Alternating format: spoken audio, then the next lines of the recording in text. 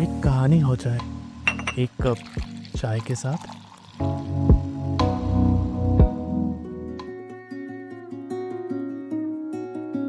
आज की कहानी का नाम है बिना नाम वाली डायरी, एक अनजानी कहानी।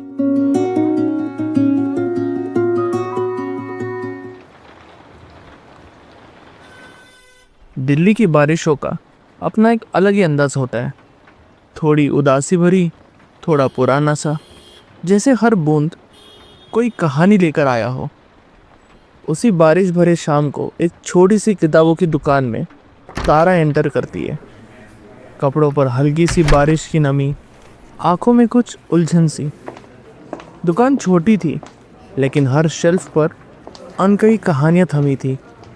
पुराने हार्ड कवर्स, धूल से भरी पेपर बैग्स, और बीच में वो एक शेल्फ जहाँ तारा का हाथ जाता है। ये कौन सी किताब है? एक पुरानी लेदर बाउंड डायरी, थोड़ी सी फेडेड, थोड़ी सी मुस्कान जैसी। कोई नाम नहीं, कोई लेखक नहीं, सिर्फ एक अजीब सी तन्हा सी खामोशी। तारा डायरी के पन्ने पलटती है, एक अजीब सा लगाव महसूस करती है, जैसे ये डायरी उसका इंतज़ार कर रही थी सालों से। कुछ चीज़ें सिर्फ लिखी नहीं जाती, महसूस होती है, जैसे किसी अनजानी डायरी के पहले पन्ने पर लिखी वो लाइन जो दिल को रोक लेती है। अगर तुम ये पढ़ रहे हो तो हो सकता है मेरी कहानी तुम्हारी ज़िंदगी बदल दे। तारा रुक जाती है, गहरी सांस लेती है, और एक अजीब सी बेचैनी उसके दिल में उठने लगती है, जैसे उसके हाथों में सिर्फ एक डायरी नहीं, किसी की अधूरी जिंदगी हो। और ये कौन है, किसकी कहानी है, और क्यों लग रहा है कि इस डायरी में लिखे हर लफ्ज उसके अपने दिल से जुड़ रहे हो। और यहीं से शुरू होती है एक अनजानी कहानी, एक मिलन जो लिखा गया था कई सालों पहले। दिल्ली की गलियों में बारिश की खुशबू अभी भी हवा में थी, लेकिन तारा के कमरे में एक अलग ही सुकून था। वो अपने बेड पर बैठी थी, एक हाथ में डायरी, दूसरे हाथ में एक पुरानी सी याद जो अभी भी उसके दिल के कोने में हल्की सी दस्तक दे रही थी। उसने डायरी का दूसरा पन्ना खोला, और जैसे किसी और की आवाज़ उसके कानों में गूंज उठी। कभी कभी मैं शहर के बीच में चलती हूँ, पर मुझे लगता है जैसे मैं हूँ ही नहीं। लोगों के बीच होकर भी तन्हा होना कितना अजीब होता है ना। मैं लिखती हूँ बस इसलिए ताकि मैं खुद से बात कर पाऊँ।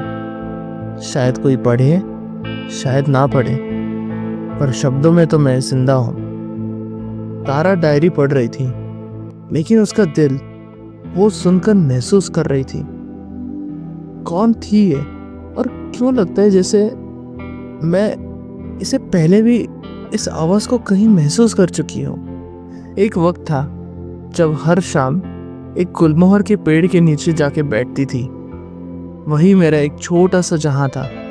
मैं उसी से बातें करती, उसी की शाखों में अपने ख्वाब बांध आई हूँ। एक दिन वो भी गया, बिना कुछ कहे, सिर्फ यादों के पन्ने छोड़ गया, शायद इसी डायरी में। तारा की आंखों से एक आंसू हल्का सा लिपट गया। उसने डायरी बंद नहीं की, क्योंकि वो चाहती थी ये आवाज़ रुके ही नहीं। एक लफ्ज आया और उसका दिल कान बन गया। क्या तुमने कभी किसी अनजान जगह पर अपने आप को ढूंढा है? मैं रोज करती हूँ, रोज। उस पल डायरी के हर शब्द तारा की जिंदगी का आईना बन गया, जैसे किसी ने उसके दिल के अंदर घुसकर उसका दर्द लिख दिया हो। लेकिन ये सिर्फ शब्द नहीं थे, ये कुछ ज्यादा था, शायद एक नशा या एक राज जिसके पीछे अब तारा चल पड़ी थी। कभी कभी कुछ लफ्ज किसी पुरानी याद को छू जाते हैं, जैसे कोई खामोश पल किसी गले लगती यादों की तरह लौट आए। तारा डायरी का अगला पन्ना पलटती है, और एक लफ्ज उसकी आंखों के सामने आता है।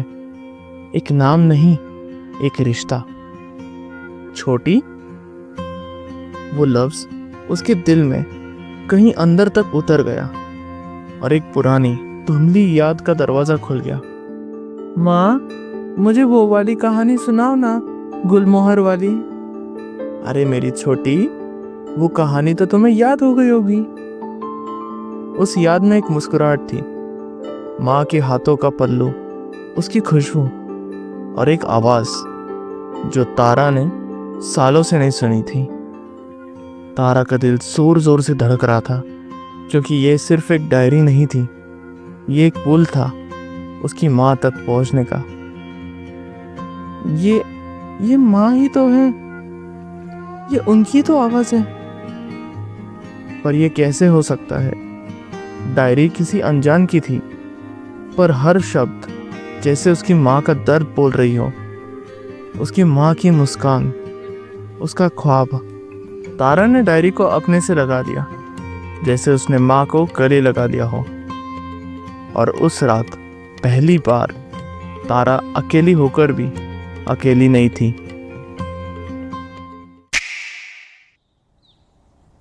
अगली सुबह तारा की आंखें डायरी के पन्ने देखते हुए ही खुली, जैसे उसकी नींद भी अब किसी और की जिंदगी से जुड़ी हो।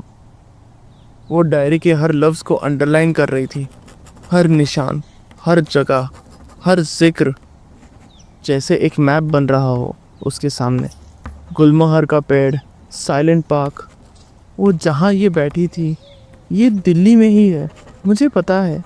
उसने डायरी अपने बैग में रखी और बिना कुछ सोचे समझे निकल पड़ी, किसी अनजानी कहानी को ढूंढने। शहर जैसे अपने रास्ते पर चल रहा था, पर तारा एक और ही लहर में थी।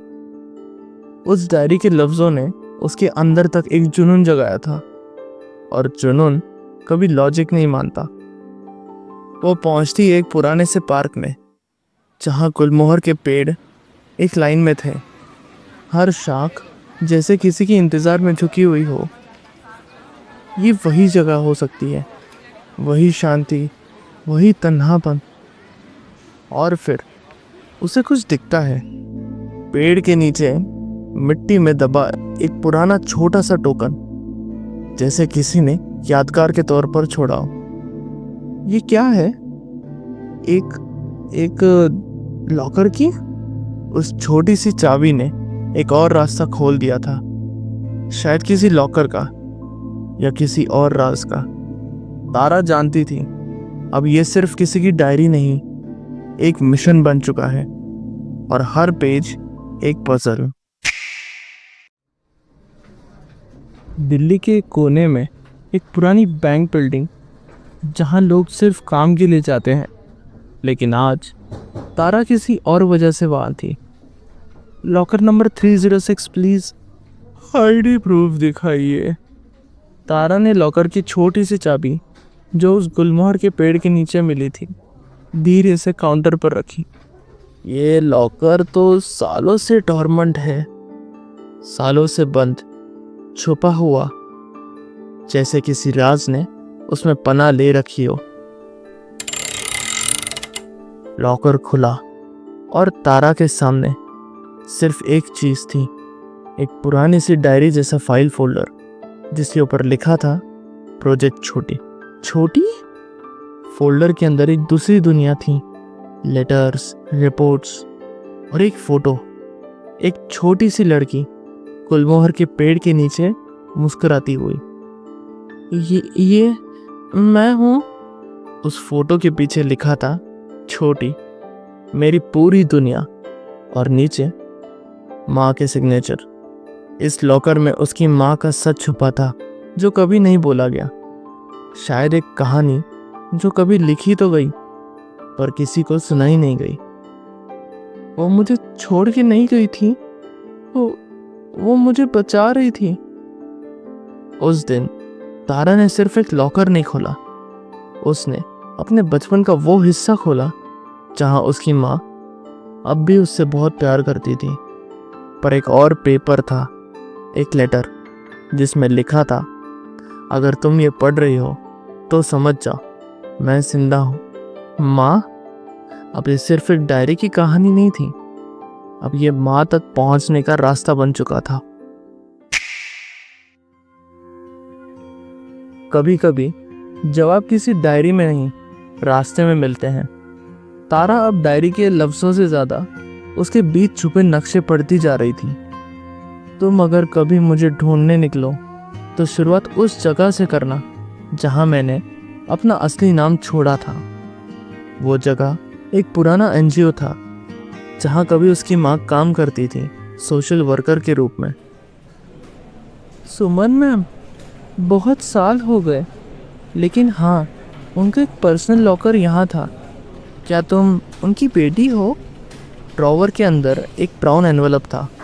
उस पर लिखा था, छोटी के लिए, अगर वो कभी लौट आए। मुझे माफ़ कर देना छोटी, मैंने सिर्फ तुम्हें सुरक्षित रखना चाहा। वो लोग, वो प्रोजेक्ट तुम्हें ले जाते अगर मैं ना छुप जाती। उस लेटर में तारा की माँ ने एक राज लिखा था, एक गवर्नमेंट प्रोजेक्ट जिसमें उन्होंने कुछ बच्चों पर एक्सपेरिमेंट शुरू किए थे। तारा उनमें एक थी। अगर तुम ये सुन रही हो तो तुम स्ट्रांग हो बेटा।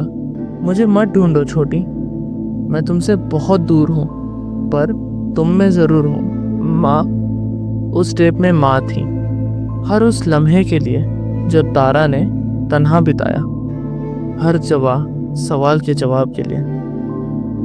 तारा ने माँ को नहीं पाया, लेकिन उसकी आवाज़, उसके अल्फाज, उसका प्यार मिल गया था। और कभी कभी ये भी काफ़ी होता है। रात की वो शांत सी घड़ी जब शहर सो चुका था, लेकिन तारा जग रही थी। इस बार उसके सामने किसी और की डायरी नहीं थी, बल्कि उसकी अपनी। और पहली बार उसने लिखना शुरू किया।